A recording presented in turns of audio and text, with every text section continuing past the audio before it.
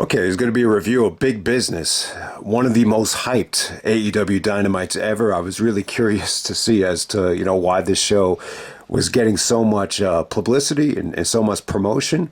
And it's been a long time, since they've done, a Dynamite special. I think because of Collision and because of the Continental Classic, they didn't really get a chance to promote Winter is Coming, the way they normally would do. So we got Big Business, the biggest Dynamite special in a long ass time.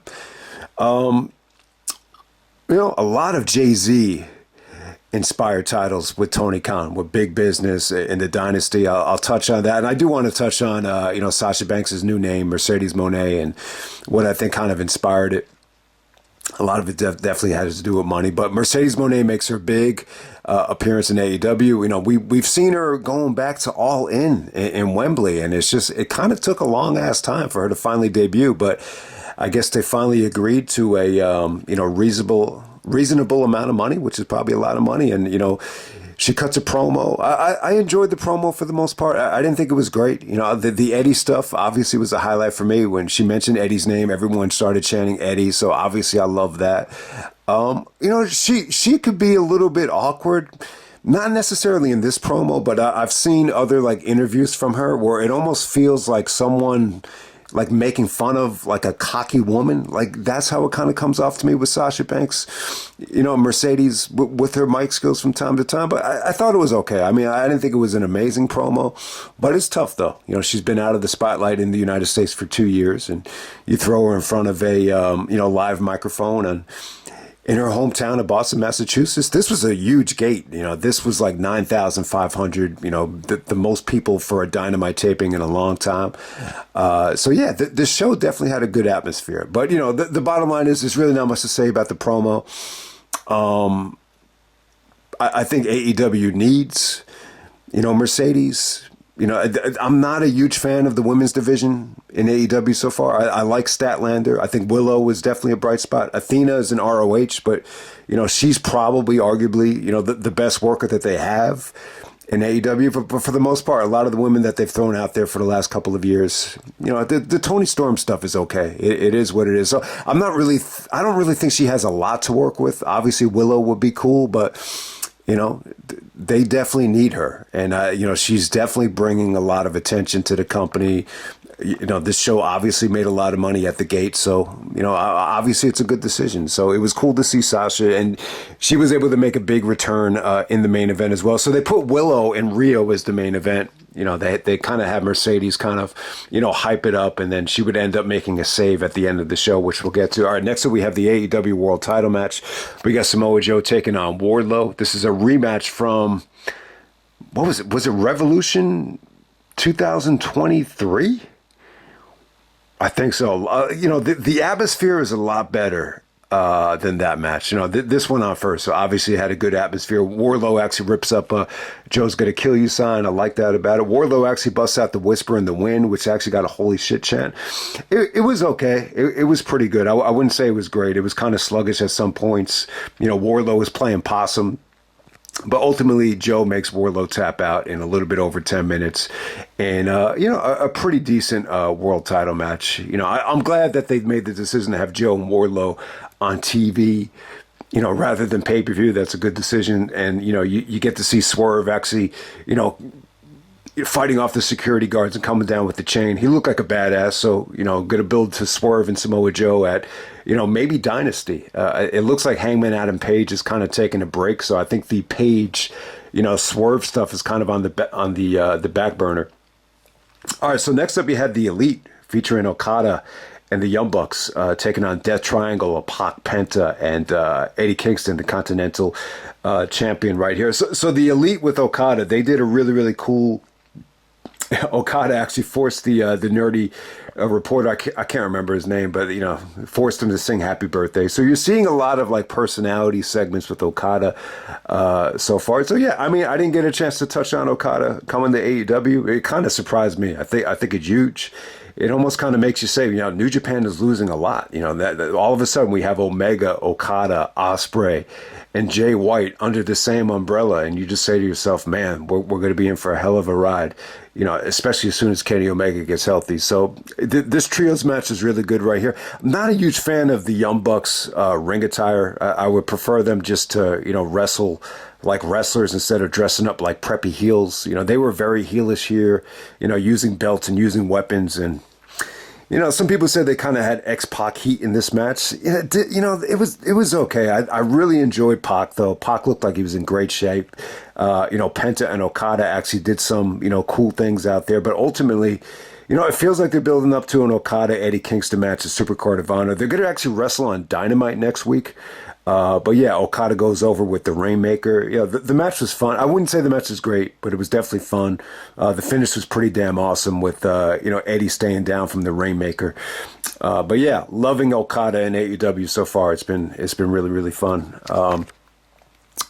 Next up, we had the Will Ospreay promo with Tony Schiavone. The Ospreay promo was awesome. I would definitely say it was the highlight of the night. He's hyping up with the match with Bryan Danielson at Dynasty. So this match with Danielson at Dynasty, I was hoping it would be a Supercard of Honor, for the Triple Crown, but, Tony Khan is bringing up a brand new AEW pay-per-view. This is a must-see match. So you're going to want to watch this match, even if you have to, put your life on the line. It's going to be that good. I cannot wait to see it. It's the best wrestler in the world versus the best wrestler of the 21st century. I thought Ospreay's passion and his emotion was awesome here. But when he made that comment about how he is the damn feeling and Tony Khan knows it, everybody knows it, everyone was chanting bruv. I thought it was an awesome promo. I'm enjoying Ospreay on the mic so far. I think he's really, really good.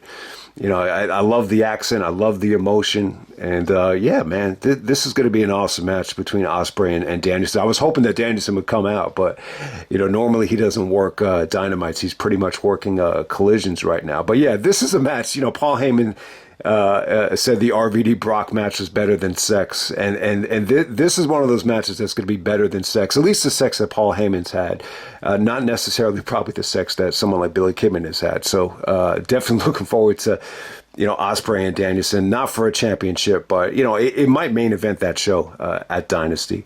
I could see Swerve and Joe actually wrestling in the middle of the show. But we'll see. We'll see what happens, man. Dynasty looks like it's going to be a great show as well, man. Our Jay White taking on Darby was friggin' awesome. It was a little bit short. Darby is still selling the rib injury, all the lacerations, from Revolution. They showed the glass spot on live television, so I'm glad everybody got to see it. Darby was just in a lot of pain here. But yeah, he really... took some punishment here. I mean, Jay White was awesome. That snap suplex into the barricade was awesome. Darby crashes and burns on the coffin drop, hits the edge of the ring apron. He gets right back in the ring. Jay hits the Blade Runner right away. There were some really, really good transitions out of the Blade Runner into the, the Last Supper and the stunner from Darby. So yeah, Darby put on a hell of a performance. He looked like he was in a lot of pain though. He just doesn't look like he's 100% healthy, but I thought this is probably the match of the night. Jay White and Darby Allin. Hopefully they go back to this down the road. Okay. All right. So from there we got Chris Jericho and Hook taking on the Gates of Agony. This match is getting a lot of shit. The match was not bad. I mean, when you go to cage match, it got a 4.29 out of 10, by far the lowest rated match on the show. If you read the comment section on Cage Match, you'll think this was like the worst match of all time. It wasn't that bad. It was definitely the weakest thing of the show. The Gates of Agony, I just feel like a lot of people just don't care about them, disconnected from them, but it just seems like Jericho, the perception is that Jericho stunk out the joint here. I mean, I didn't think Jericho looked great. The problem is he just doesn't look healthy. He looks like he's out of shape. He looks like he's maybe depressed. I don't know what's going on. I'm kind of worried about him. I hope he could definitely rebound from it. The Jericho Hook, the Lion Hook team, a lot of people don't like this name. But yeah, I thought Hook looked great, though. Some of the Northern Light suplexes, T-bone suplexes look good. I actually like the choke in the walls of Jericho combination spot. I didn't think that was bad. I mean, the match wasn't anything special, but it wasn't like it was bad. Like this is nowhere near like a below, average television match. I mean, it's definitely something you could have seen on This could have like main evented Rampage, and that probably would have been more appropriate instead of putting it on a Dynamite special. But hey, Jericho and Hook are going to face each other next week. Next week's Dynamite looks even better. And it's funny, man. I thought this would be the Dynamite to review because it's big business. It's hyped up. But the Dynamite from Toronto next week looks like it's, going to blow the show away from a wrestling standpoint. So yeah, you would expect Jericho to get cheered, in Toronto. The fans didn't boo him here. But it's funny when they went back to the backstage segment with Jericho and Hook, you heard a little bit of boos when they went back to them. I don't know why. I mean, I'm not exactly sure why. It didn't feel like Jericho got any negativity in the actual match. But the funny thing is, Toronto's a weird crowd. And I know Jericho had that statement where someone said, "Go back to Toronto," and he's like, "I'm from Winnipeg, you idiot." So I kind of think the fans in Toronto, I think they're really going to let Jericho have it. It just feels like there's a lot of negativity towards Jericho. You saw it at World's End. You're seeing it on the forums, and this is probably the most heat I think Jericho's ever gotten. Like since I've been a fan of him, like it really has been. So. I don't know. I don't know where this line hook thing is headed. Maybe this ends up being a Jericho heel turn.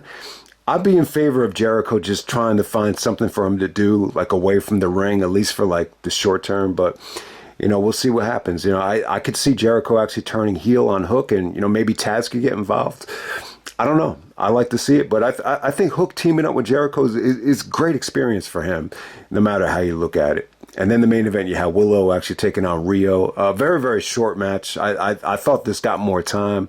I was wrong, though. I was kind of going back and forth during the live airing of it, but it was pretty good, though, man. I thought it was good stuff. Rhio is definitely one of the more impressive girls. She's so light and nimble, and Willow took some chances here. They wrestled hard. There was some fun stuff here. So this is a really, really solid women's main event, and it definitely set up the Julia Hart to come out with Sky Blue, and the lights went out, and Willow was getting double teamed, and then Mercedes Mone comes out and makes the save to send everybody home happy. You had to do it. You had to end, Mercedes' debut on a high note. And you get to see, they actually showed highlights of Mercedes and Willow in New Japan throughout the show. So it was definitely the perfect way to end the night. So awesome night for AEW. It definitely feels like they got the momentum right now. I really think they do. From a wrestling standpoint, it wasn't, the wrestling didn't quite meet the hype. But when you factor in everything, the amazing Ospreay promo, the solid wrestling you got on this show, it was pretty damn good. And, Mercedes, she's a star, no matter how you look at it. I'm not really crazy about the talent pool that she has to work with, but it's not like she has a lot of bad opponents here. There's some really, really good talent still in the women's division, from Willow to Tony.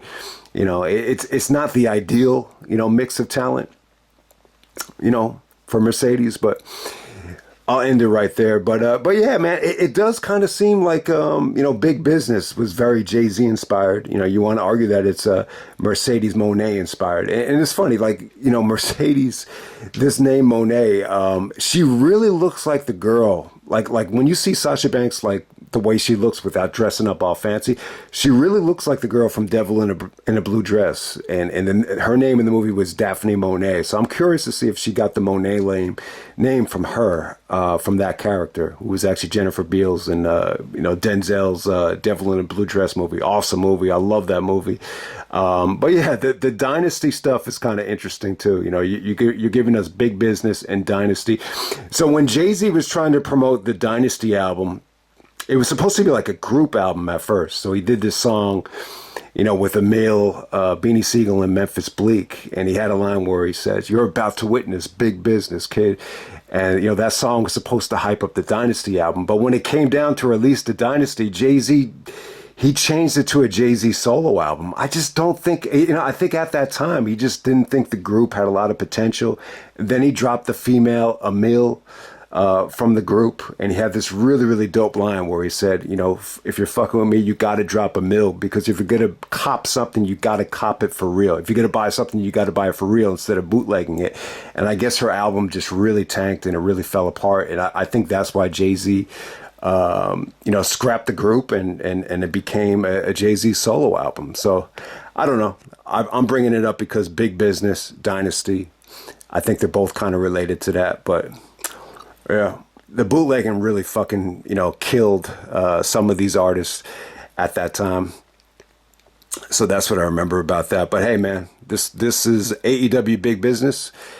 I kind of debated reviewing this or not. Probably didn't deserve a review, but it was so hyped up. I felt like I had to touch on it. But, next week's Dynamite looks even better. You get to get Jericho Hook. That's not going to be pretty, but, it's going to be interesting to see because of the crowd reaction. I'm telling you, I think the fans in Toronto are going to really let Jericho have it next week. That's just my gut feeling. And then you got Christian and Edge in the hometown of Toronto, the I Quit match. That should be awesome. And then you're also going to get Eddie Kingston and Okada. I'm assuming they could use this match to, set up the Supercard of Honor rematch. I think they might go in that direction. I could be wrong, but make no mistake about it, man. This Dynamite in Toronto looks pretty damn good as well. So I'll end it right there. That's Big Business, and I'm out.